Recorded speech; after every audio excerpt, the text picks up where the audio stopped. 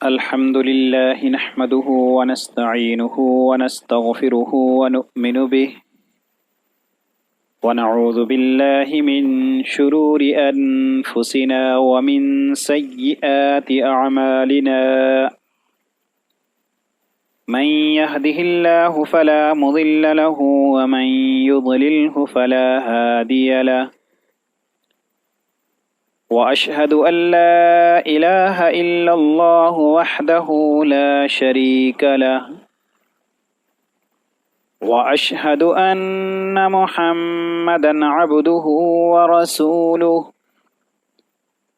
أما بعد فأعوذ بالله من الشيطان الرجيم بسم اللہ الرحمن الرحیم۔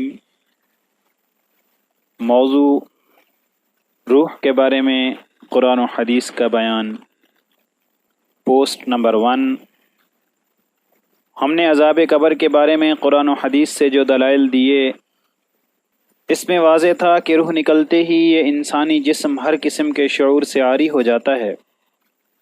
اب اس پر کسی طرح کا کوئی اثر نہیں ہوتا، اور پھر رفتہ رفتہ مٹی سے بنا یہ جسم گل سل کر مٹی میں مل کر مٹی بن جاتا ہے۔ گویا اس جسم کا وجود ہی نہیں رہتا، تو اس پر عذاب قبر کیسا؟ ہم نے قرآن و حدیث کا متفقہ عقیدہ بیان کیا تھا کہ مرنے کے بعد سے قیامت کے دن تک جزا یا عذاب کا معاملہ اس جسم کے ساتھ نہیں بلکہ روح کے ساتھ ہوتا ہے۔ لیکن فرقہ پرستوں نے امت میں یہ عقیدہ پھیلایا کہ مرنے کے بعد روح پلٹ کر اس جسم میں آ جاتی ہے، اسی لیے یہ جسم فرشتوں کے سوالات کے جوابات دیتا ہے، اور پھر اسے یہاں ہی نوازا جاتا ہے یا عذاب دیا جاتا ہے۔ ان باتوں کو ہم قرآن و حدیث کی کسوٹی پر پرکھتے ہیں، لہٰذا سب سے پہلے ہم قبض روح کے بارے میں قرآن و حدیث کا بیان پیش کرتے ہیں۔ اعوذ باللہ من الشیطان الرجیم۔ اللہ یتوفی الانفس حین موتها والتي لم تمت في منامها فيمسك التي قضى عليها الموت ويرسل الأخرى إلى أجل مسمى إن في ذلك لآيات لقوم يتفكرون۔ سورۃ الزمر، آیت نمبر 42۔ اللہ روحوں کو قبض کر لیتا ہے ان کی موت کے وقت، اور جن کی موت نہیں آئی ان کی سوتے وقت، پھر جس پر موت کا فیصلہ ہوتا ہے اس کی روح روک لیتا ہے، اور دوسری ارواح کو چھوڑ دیتا ہے ایک مقررہ وقت تک کے لیے۔ اس میں نشانیاں ہیں ان لوگوں کے لیے جو غور و فکر کرتے ہیں۔ وَهُوَ الْقَاهِرُ فَوْقَ عِبَادِهِ وَيُرْسِلُ عَلَيْكُمْ حَفَظَةً حَتَّى إِذَا جَاءَ أَحَدَكُمُ الْمَوْتُ تَوَفَّتْهُ رُسُلُنَا وَهُمْ لَا يُفَرِّطُونَ ثُمَّ رُدُّوا إِلَى اللَّهِ مَوْلَاهُمُ الْحَقِّ أَلَا لَهُ الْحُكْمُ وَهُوَ أَسْرَعُ الْحَاسِبِينَ۔ سورۃ الانعام، آیات نمبر 61-62۔ اور وہ اپنے بندوں پر غالب ہے اور تم پر نگہبان بھیجتا ہے، یہاں تک کہ جب تم میں سے کسی کی موت آتی ہے تو ہمارے بھیجے ہوئے فرشتے اس کی روح قبض کر لیتے ہیں، اور وہ کوئی کوتاہی نہیں کرتے۔ پھر تم پلٹائے جاتے ہو اللہ کی طرف جو تمہارا حقیقی مالک ہے۔ سن لو کہ حکم اسی کا ہے، اور وہ بہت جلد حساب لینے والا ہے۔ وَلَوْ تَرَىٰ إِذِ الظَّالِمُونَ فِي غَمَرَاتِ الْمَوْتِ وَالْمَلَائِكَةُ بَاسِطُو أَيْدِيهِمْ أَخْرِجُوا أَنفُسَكُمْ الْيَوْمَ تُجْزَوْنَ عَذَابَ الْهُونِ بِمَا كُنتُمْ تَقُولُونَ عَلَى اللَّهِ غَيْرَ الْحَقِّ وَكُنتُمْ عَنْ آيَاتِهِ تَسْتَكْبِرُونَ۔ سورۃ الانعام، آیت نمبر 93۔ کاش تم ظالموں کو اس حالت میں دیکھ سکو جبکہ وہ سکرات موت میں ہوتے ہیں، اور فرشتے ہاتھ بڑھا بڑھا کر کہہ رہے ہوتے ہیں، نکالو اپنی روحوں کو، آج تمہیں ان باتوں کی پاداش میں ذلت کا عذاب دیا جائے گا جو تم اللہ پر تہمت رکھ کے ناحق کہا کرتے تھے، اور اس کی آیات کے مقابلے میں سرکشی دکھاتے تھے۔ وَلَقَدْ جِئْتُمُونَا فُرَادَىٰ كَمَا خَلَقْنَاكُمْ أَوَّلَ مَرَّةٍ وَتَرَكْتُم مَّا خَوَّلْنَاكُمْ وَرَاءَ ظُهُورِكُمْ۔ سورۃ الانعام آیت نمبر 94۔ اللہ تعالیٰ فرماتا ہے، اور تم تن تنہا پہنچ گئے ہمارے پاس، جیسا کہ ہم نے تمہیں پہلی مرتبہ پیدا کیا تھا، اور چھوڑ آئے ہو اپنی پیٹھ کے پیچھے جو کچھ ہم نے تمہیں عطا کیا تھا۔ یعنی روح قبض ہوتے ہی اللہ تعالیٰ کے پاس پہنچ جاتی ہے۔ آگے چلتے ہیں۔ حَتَّى إِذَا جَاءَ أَحَدَهُمُ الْمَوْتُ قَالَ رَبِّ ارْجِعُونِ لَعَلِّي أَعْمَلُ صَالِحًا فِيمَا تَرَكْتُ كَلَّا إِنَّهَا كَلِمَةٌ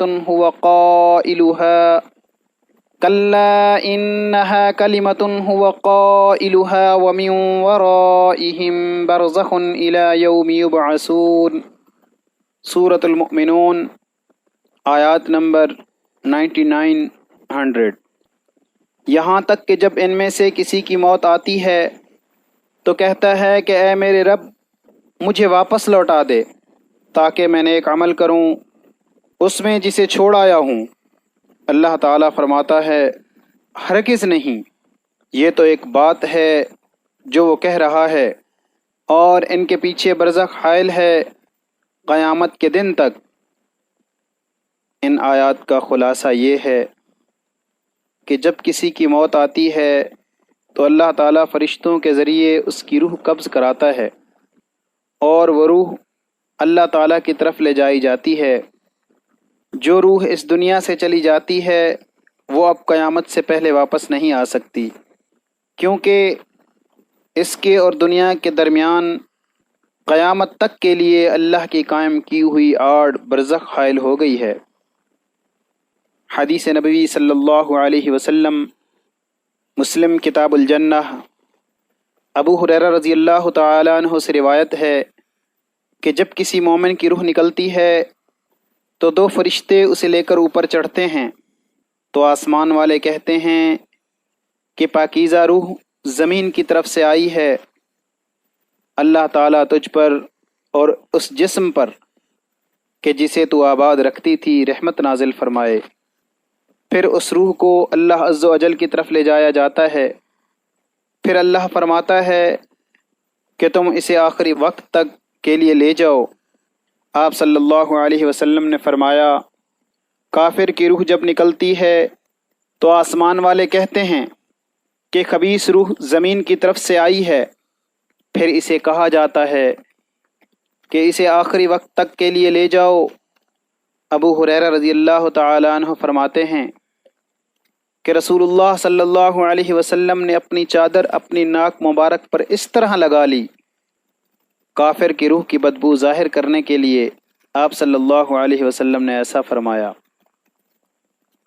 سنن ابی داؤد کتاب الادب، ابو ہریرہ رضی اللہ تعالی عنہ فرماتے ہیں کہ میں نے رسول اللہ صلی اللہ علیہ وسلم کو یہ فرماتے ہوئے سنا کہ بنی اسرائیل میں دو آدمی ایک دوسرے کے لگے برابر تھے، ان دونوں میں سے ایک تو گناہ گار تھا اور دوسرا عبادت میں کوشش کرنے والا تھا۔ عبادت کی جد و جہد میں لگے رہنے والا ہمیشہ دوسرے کو گناہ کرتا ہی دیکھتا تھا اور اسے کہتا تھا کہ ان گناہوں سے رک جا۔ ایک روز اس نے اسے کوئی گناہ کرتے ہوئے پایا تو اس سے کہا کہ اس گناہ سے رک جا، تو گناہ گار نے کہا کہ مجھے میرے رب کے ساتھ چھوڑ دے، کیا تو مجھ پر نگران بنا کر بھیجا گیا ہے؟ اس نے کہا کہ اللہ کی قسم، اللہ تعالیٰ تیری مغفرت نہیں کریں گے، یا کہا کہ اللہ تجھے جنت میں داخل نہیں کرے گا۔ پھر ان دونوں کی روحیں قبض کی گئیں تو دونوں کی روحیں رب العالمین کے سامنے جمع ہوئیں، تو اللہ تعالیٰ نے عابد سے فرمایا کہ کیا تو اس چیز پر جو میرے قبضہ قدرت میں ہے قادر ہے؟ اور گناہ گار سے فرمایا کہ جا جنت میں داخل ہو جا میری رحمت کی بدولت۔ اور دوسرے عابد کے لیے فرمایا کہ اسے جہنم کی طرف لے جاؤ۔ ابو ہریرہ رضی اللہ تعالیٰ عنہ فرماتے ہیں کہ قسم ہے اس ذات کی جس کے قبضہ قدرت میں میری جان ہے، اس عابد نے ایسا کلمہ کہہ دیا جس نے اس کی دنیا و آخرت دونوں تباہ کر دی۔ موطا امام مالک کتاب الجنائز۔ کعب بن مالک رضی اللہ تعالیٰ عنہ سے روایت ہے کہ رسول اللہ صلی اللہ علیہ وسلم نے فرمایا، مومن کی روح ایک اڑنے والے جسم میں جنت کے درخت سے وابستہ رہتی ہے یہاں تک کہ اللہ جل جلالہ پھر اس کو لوٹا دے گا اس کے بدن کی طرف اٹھائے جانے والے دن۔ اب قرآن و حدیث کے اس بیان سے واضح ہوا کہ وفات کے موقع پر قبض کی جانے والی روح اب قیامت سے پہلے اس دنیاوی جسم میں نہیں لوٹائی جائے گی۔ فرقہ اہل حدیث کے بانی میاں نذیر احمد دہلوی فرماتے ہیں، جب منکر و نکیر قبر میں سوال کرنے کے لیے آتے ہیں اس وقت روح لوٹائی جاتی ہے۔ فتاوی نظیریہ حصہ اول صفحہ نمبر 672۔ قبر میں روح کا لوٹایا جانا ہی قبر میں زندگی کی بنیاد بنتا ہے۔ پھر جب ایک مرتبہ یہ عقیدہ ایمان کی بنیاد بن گیا تو اب یہ قبر والے چاہے تھوڑی دیر کے لیے زندہ سمجھے جائیں یا ہمیشہ کے لیے، دونوں صورتوں میں قرآن کا انکار اور شرک کی بنیاد ہے، اس لیے کہ کوئی بھی قبر پر جا کر اس کو مردہ سمجھ کر نہیں پکارتا۔ اسلام کے نام پر بنے ہوئے تقریباً تمام ہی مسالک اس عود روح یعنی مرنے کے بعد روح کا لوٹایا جانا کے عقیدے کے حامل ہیں۔ اس سے قبل سورہ مومنون کی آیات نمبر 99 100 کا مکمل خلاصہ آپ کی نظر سے گزر چکا ہے کہ جو روح اللہ تعالیٰ کے پاس چلی جاتی ہے وہ قیامت سے قبل اس دنیا میں ہرگز واپس نہیں آ سکتی۔ ہونا تو یہ چاہیے تھا کہ قرآن کی بات ہی حرف آخر مانی جاتی اور اسی کے مطابق ایمان بنایا جاتا، لیکن ان مسلک پرستوں کا بڑا عجیب معاملہ ہے، جب چاہتے ہیں دوسرے فرقے کی بات کو قرآن کے دلائل دے کر ان پر کفر کی مہر ثبت کر دیتے ہیں، حالانکہ خود بھی اس عقیدے کے حامل ہوتے ہوئے قرآن کا انکار کر رہے ہوتے ہیں۔ ملاحظہ فرمائیے، فرقہ اہل حدیث کے ایک مایہ ناز مفتی اہل سنت والجماعت کے خلاف کتاب لکھتے ہوئے اپنے اوپر ہی قرآن کے مخالف ہونے کی گواہی ثبت فرماتے ہیں، جو مر گیا وہ قیامت تک جب تک کہ حشر برپا نہ کیا جائے مردہ یا میت کہلائے گا۔ قیامت کے دن ہی مردے زندہ ہوں گے، جیسا کہ ارشاد ہے وَإِذَا النُّفُوسُ زُوِّجَتْ سورۃ التکویر، اور جس دن کہ روحوں کا بدن سے دوبارہ رشتہ جوڑ دیا جائے گا، پھر یہ کیسے ممکن ہو سکتا ہے کہ وہ دن آنے سے پہلے روحیں بدن میں واپس لوٹ جائیں؟ اگر ہم نے ایسا ہونا تسلیم کر لیا تو اس سے مخالفت قرآن لازم آئے گی۔ عذاب قبر کا معاملہ دوسرا ہے اور ہم بھی اس کے قائل ہیں، اور قرآن کی مخالفت تو وہی کر سکتے ہیں جو حیات الانبیاء کا خود ساختہ عقیدہ رکھتے ہیں۔ وفات الانبیاء صفحہ 42۔ از علامہ سعید بن عزیز یوسف زئی اہل حدیث۔ قارئین ملاحظہ فرمایا، ان کا فرمانا کہ جو یہ عقیدہ رکھے کہ قیامت سے قبل اس جسم میں روح لوٹا دی جاتی ہے وہ مخالف قرآن یعنی قرآن کا انکاری ہے، لیکن کفر کے اس فتوے کا نفاذ انہوں نے جماعت اہل سنت پر کیا اور اہل حدیثوں کو یہ کہہ کر بچا لیا کہ عذاب قبر کا معاملہ دوسرا ہے اور ہم بھی اس کے قائل ہیں۔ اب سوال یہ پیدا ہوتا ہے کہ روح لوٹائے جانے کا عقیدہ رکھنا کفر ہے، تو عذاب قبر کے لیے یہ عقیدے کیسے عین قرآن پر ایمان کہلائے گا؟ قرآن میں کہیں اس بات کو بیان کیا گیا ہے کہ روح قیامت تک نہیں لوٹائی جائے گی، لیکن عذاب قبر کے لیے۔ حیرت ہے، ایک ہی عقیدہ، ایک پر قرآن کے مخالف یعنی کفر کا فتویٰ اور دوسرا قرآن پر ایمان کا دعوے دار۔ حقیقت یہ ہے کہ جب اللہ تعالیٰ نے قرآن کریم میں اس بات کو بیان فرما دیا کہ مرنے والے کی یہ روح اب قیامت سے قبل اس دنیا میں اس جسم میں نہیں لوٹائی جائے گی، تو چاہے کوئی بار بار یا ہمیشہ کے لیے روح کے لوٹائے جانے کا عقیدہ رکھے یا صرف سوال و جواب کے لیے، ہر صورت میں قرآن کا انکار ہے۔ غور طلب بات یہ ہے کہ ان کا یہ کہنا کہ عذاب قبر کا معاملہ دوسرا ہے اور ہم بھی اس کے قائل ہیں، کس بنیاد پر ہے؟ قرآن مجید اور احادیث نبوی صلی اللہ علیہ وسلم سے تو اس کی وضاحت ہو چکی ہے کہ مرنے والے کی یہ روح اب قیامت تک اس دنیاوی جسم میں واپس نہیں آئے گی، لیکن احمد بن حنبل فرماتے ہیں منکر نکیر عذاب قبر، ملک الموت کے ارواح قبض کرنے پھر ارواح کے قبروں کے اندر جسموں میں لوٹائے جانے پر ایمان لانا ضروری ہے، اور اس پر بھی ایمان لانا ضروری ہے کہ قبر میں ایمان و توحید کے بارے میں سوال ہوتا ہے۔ طبقات حنابلہ جز اول صفحہ 344۔ واضح ہوا کہ ان کا یہ کہنا کہ جو قیامت سے پہلے ان جسموں میں روح لوٹانے کا عقیدہ رکھتا ہے وہ تو قرآن کا انکار ہے، بالکل صحیح اور عین قرآن و حدیث کے مطابق ہے، لیکن عذاب قبر اور سوال و جواب کے لیے ارواح کا لوٹا دینا احمد بن حنبل کے دیے ہوئے عقیدے کے مطابق ہے۔ اسی لیے بانی فرقہ اہل حدیث میاں نذیر احمد دہلوی فرماتے ہیں جب منکر و نکیر قبر میں سوال کرنے کے لیے آتے ہیں اس وقت روح لوٹائی جاتی ہے۔ فتاوی نظیریہ حصہ اول صفحہ 672۔ ایک اہل حدیث مفتی فرماتے ہیں مرنے کے بعد روح جنت یا جہنم میں داخل کر دی جاتی ہے، جبکہ جسم اپنی قبر میں عذاب یا ثواب سے ہمکنار ہوتا رہتا ہے، اور یہی عقیدہ کتاب و سنت سے ثابت ہے۔ اس لیے اگر روح جسم میں واپس آ جائے تو پھر یہ عذاب مردہ کو نہیں بلکہ زندہ کو ہوا، جبکہ احادیث صحیحہ وضاحت کرتی ہیں کہ عذاب قبر میت مردہ کو ہوتا ہے۔ البتہ سوال و جواب کے لیے میت کی طرف روح کو کچھ دیر کے لیے لوٹایا جاتا ہے، اور یہ استثنائی حالت ہے۔ عقیدہ عذاب قبر صفحہ نمبر 72-73 از ابو جابر عبداللہ دامانوی۔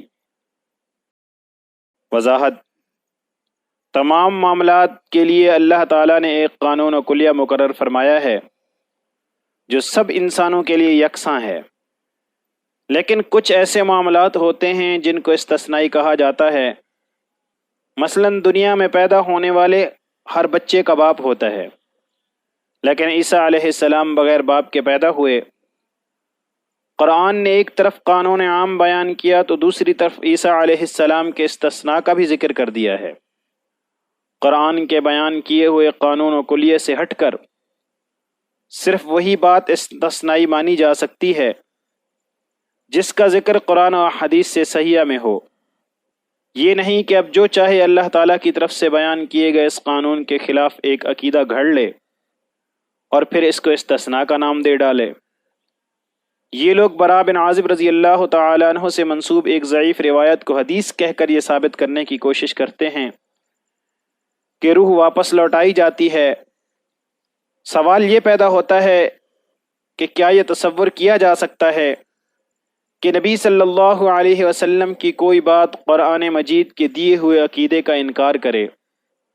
نہیں، ہرگز نہیں، بلکہ نبی صلی اللہ علیہ وسلم تو قرآن کے بیان کردہ عقائد و احکامات کی تشریح کے لیے مبعوث فرمائے گئے تھے۔ اب جب قرآن قیامت سے قبل روح کے نہ لوٹائے جانے کا عقیدہ دیتا ہے تو پھر کیسے ممکن ہے کہ کوئی حدیث اس کے خلاف بیان کرے؟ لیکن اہل حدیث ایسا کرتے ہیں۔ اگلی پوسٹ میں دیکھیں انشاءاللہ۔